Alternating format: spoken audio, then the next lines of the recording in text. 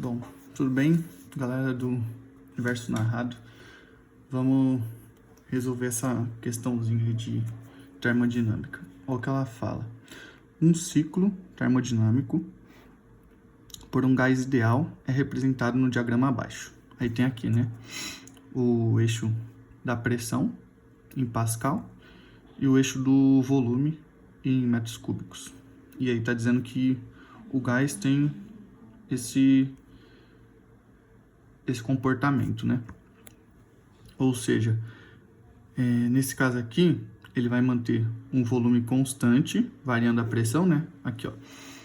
Como a gente tem o eixo do volume, e aqui o volume está em uma linha reta, ele está sempre em 2, né? Ele vai ser constante. E o que está variando, desculpa, é a pressão. A pressão está indo de 4 para 8, certo? Aí aqui nesse caso, a gente tem que a pressão vai continuar constante, ó, é uma linha reta no 8, e o que vai estar variando é o volume. Ele vai de 2 para 8. Isso daí acontece, né, nos 4 cantos desse retângulo. O que vai mudar é o sentido, que eu desenhei essas setinhas aqui, né, para indicar o sentido de onde está indo. Bom, quanto ao ciclo apresentado, um ciclo de Carnot que eu copiei certo? Acho que sim. Quanto ao ciclo apresentado, um ciclo de Carnot que trabalha no mesmo intervalo de tempo possui o rendimento de... Beleza.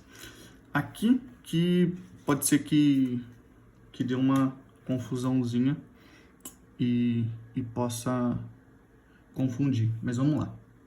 Como o ciclo real, que esse aqui, não é exatamente um ciclo de Carnot, que ele é constituído por uma expansão isotérmica, depois uma expansão adiabática e depois uma compressão isotérmica e uma compressão adiabática. Eu vou mostrar aqui, só que vai ficar meio ruimzinho, mas ó, fiz os desenhos aqui. Aí, eita, pra lá. Essa aqui é o desenho bonitinho do ciclo de Carnot. Aí, o que eu tava querendo dizer? No ciclo de Carnot, a gente tem o quê? Ele é definido por isso aqui, né, que a gente chama de isoterma, que é onde a temperatura é constante. Então, ele vai ter aqui, ó, as temperaturas constantes, mas se a gente for ver aqui, ó, tá vendo? A pressão, ela vai ter uma variaçãozinha, e aqui embaixo a gente pode ver que o volume também está variando, ó, VA para VB. Ou seja, a temperatura tá ficando constante por quê? Porque a gente está variando tanto a pressão quanto o volume de forma que faça com que a temperatura fique constante. E como a gente viu lá no outro desenho, não era o que acontecia, né? Ele era um retângulo. Bom, vamos lá. Mas no exercício, ele nos dá, né, essa permissão. Ele diz que a gente pode usar o ciclo de Carnot ideal, que trabalha no mesmo intervalo de temperaturas que o gás dado. A gente só tem uma questãozinha de definir, porque a gente pode calcular o rendimento do ciclo de Carnot sendo 1 menos a temperatura fria, menor temperatura, pela temperatura quente, né? E a gente consegue achar essa relação usando a equação dos gases ideais, PV igual a nRT. Só que, se a gente for ver aqui, ó, se você usar o PV e nRT para tentar descobrir a relação de temperatura com volume constante e com a pressão constante, você vai ver que a gente tem valores diferentes. O que acontece, ó, a gente pega PV igual a nRT. certo? Aí vamos considerar, por exemplo, aqui, ó, o volume é constante, certo? Então, eu vou dizer, ó, que para o volume, eu consigo descobrir que essa relação aqui, né? Eu dividi a pressão aqui e dividi por pressão aqui, né? E aí aqui vai dar 1. Então, a gente consegue descobrir o volume em cada instante ali assim. Só que a gente está assumindo que o volume vai ser constante, né? Vamos fingir que a gente está querendo analisar no 2. Então, a gente quer saber que isso daqui vai sempre dar 2, só que por uma pressão e uma temperatura diferente. Então, por exemplo, a gente vai ter, tipo, 2 igual a NR. Vou chamar de T1, tá? Uma temperatura 1 dividido pela pressão 1. Eu vou falar que a pressão 1 é o 4. Dividido por 4. E a gente sabe, tá dizendo também que... Eu vou escrever aqui embaixo agora, tá? Dá pra ver? Dá.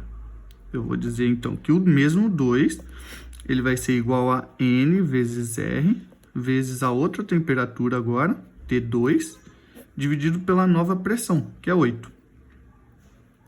Certo? Então, como a gente está dizendo que tudo isso é uma igualdade, a gente pode relacionar eles.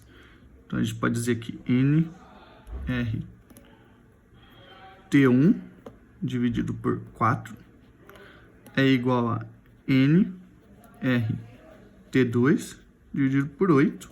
E tudo isso é igual a 2, certo? Ou seja, a gente consegue... Oh, droga.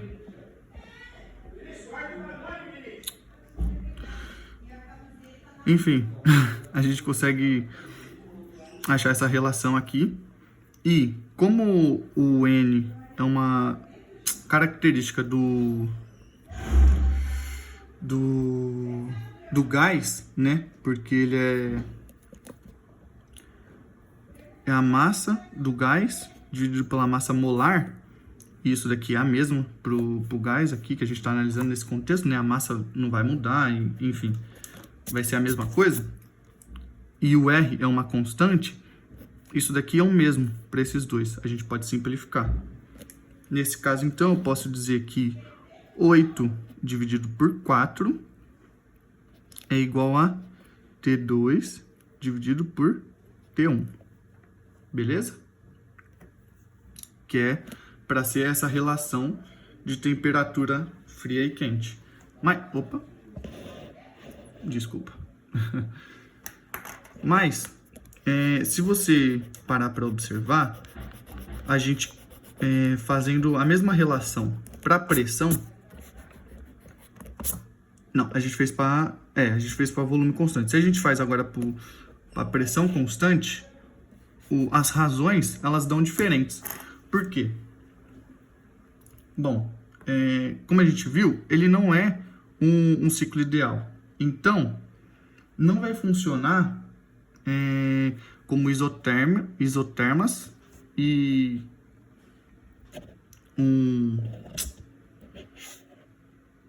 fugiu a palavra. Um evento, digamos assim, um evento adiabático. Não vai acontecer essas duas situações de forma exata, né? Por quê? Bom, no ciclo de Carnot ideal, os processos isotérmicos, eles ocorrem a temperatura constante, certo? Que é a definição de isotermo. Enquanto o volume e a pressão, eles mudam para que isso aconteça, igual eu tinha comentado. Durante um processo isotérmico em um gás ideal, qualquer variação de pressão precisa ser acompanhada por uma variação inversamente proporcional do volume, para isso continuar constante, né?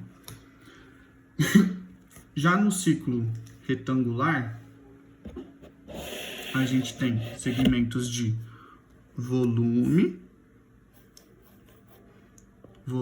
constante e de pressão constante. A gente não tem, igual aqui, uma temperatura constante, e aqui nesse caso é quando não há troca de calor. A troca é zero.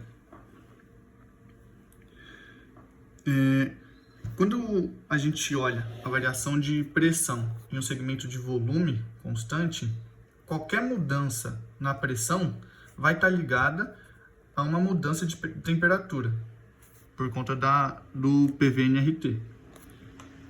Especificamente, se o volume é constante, a temperatura é diretamente proporcional à pressão.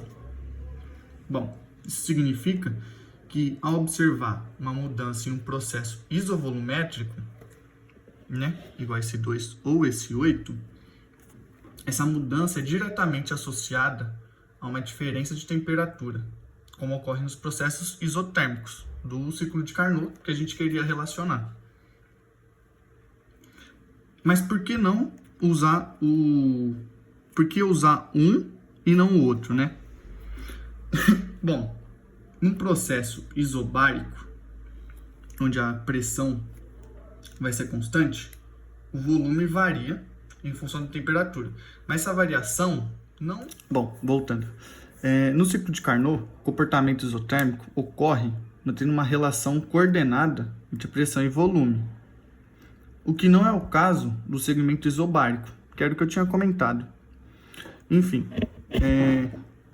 no geral, o que mais vai se aproximar nesse caso para o nosso rendimento, a relação de TF por T quente, a temperatura, né? Vai ser essa variação de pressão que a gente consegue ver aqui. Por isso, a gente pode, com isso, né, na verdade, a gente consegue usar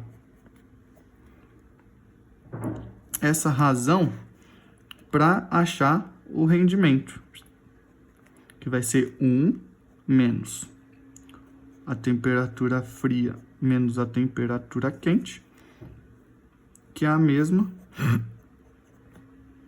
que P1 sobre P2. Ou seja, isso daqui vai ser 1 menos 4 sobre 8. Que aí a gente pode fazer de várias formas, né? Ou a gente pode abrir sendo 8 sobre 8 menos 4 sobre 8, que vai dar 4 sobre 8 ainda. Ou a gente pode fazer essa razão aqui e fazer em decimal. Aí depende do que você prefere fazer de conta. Tem mais...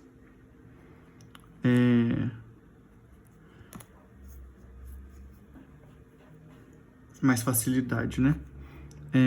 Com decimal, a gente vai simplificar, né? 4 por 8 dá meio, e meio é a mesma coisa que 0,5.